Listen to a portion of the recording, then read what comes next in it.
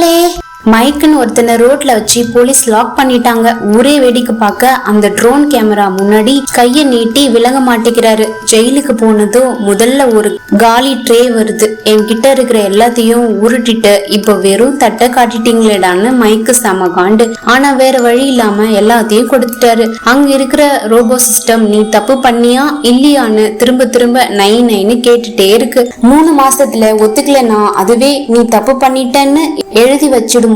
வக்கீல வைக்கலான்னு பார்த்தா காசு இல்ல. வீட்டுக்கு போன் பண்ணலான்னு பார்த்தா 3 மணி நேரம் கியூல நிக்க வச்சிட்டாங்க. அப்போதான் அந்த ஜெயில ஒரு மேஜிக் நடக்குது. காசு சம்பாதிக்க ஒரு வழிய சொல்றாங்க. என்னடான்னு பார்த்தா ஒரு நூல் உருண்டையும் ஒரு ஊசியும் கொடுத்து உட்கார்ந்து குழந்தைக்கு குட்டி தொப்பியும் பின்னுடான்னு சொல்றாங்க.